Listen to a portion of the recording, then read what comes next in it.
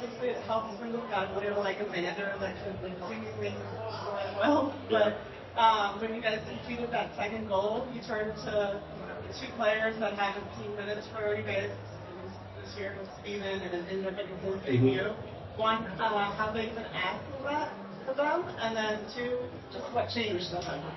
I thought both were excellent. Steven came in and obviously it's more natural for him where he was playing. We had done a little bit deeper with Brian. We were always going to split the minutes with Lavelle and Brian to help them with a little bit of a recovery in this match so that we could have them, I think, in a good place to go back-to-back games if that was necessary coming up.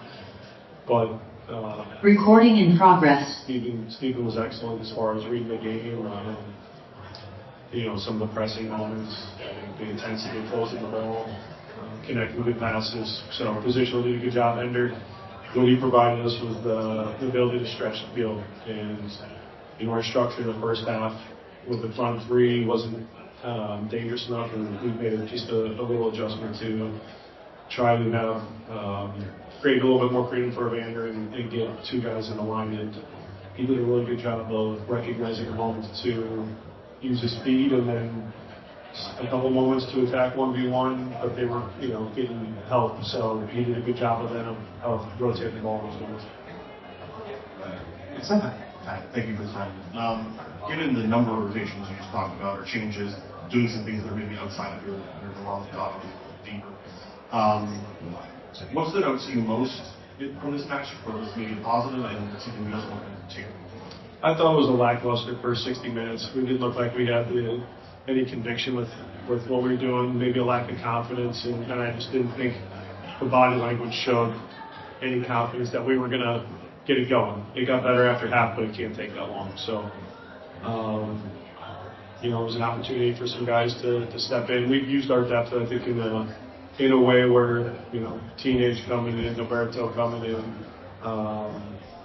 guys that have gotten games recently can keep the level high. I think the front three were, one, not getting enough of the ball because we just didn't have the composure or the recognition of how to move it up the field. And then when we started to get that better at the end of or halfway through the first half, then they became a little bit more involved. But it wasn't really until the second half that we saw them in better position to be more productive. So those were a couple of the takeaways. But it's disappointing that the guys that came in, I think, did a good job. Is it a difficult game to kind of take an evaluation from on the end of it, given some of the things you just talked about, but also you do get a point, you do come away with it with a somewhat positive result where it looked like at some point for this game could have been no points. Is there something there about given all the changes you've had and all the things you have to do to kind of adjust to still come away with something like this? Every game gives you answers. Every game, there's positives, there's negatives. It never changes from game to game. So Steven and Ender are a good example. That's a positive takeaway from the game. Some of the performances you look at and you say that that can improve. So that's every single game you're going to have that analysis. But the way we stayed in it and got 2 goals against a team that was defending in a good way, the majority of the game, I'm pleased with that. Profesor, hoy Juárez no vino a defender, vino a atacar, le cerró los espacios y le cerró las laterales. ¿Cuál es la enseñanza que se lleva el día de hoy y qué hacer para el siguiente partido, conseguir la victoria y poder avanzar a la siguiente ronda? He's asking on the different technicalities that Juárez showed up. Today they were able to block the wings. They were really good on the attack. What are maybe some of the lessons learned from tonight's game and how to approach the next one? Yeah, Juárez is a strong team. We knew that going into it with what we've seen from the league play and from the first Leagues Cup matchup. So I know the guys and myself have a lot of respect for them coming into it. I think defensively they were strong, like I said, for large stretches of the game. I think we gained momentum once we got the goal, but struggled to break them down early on.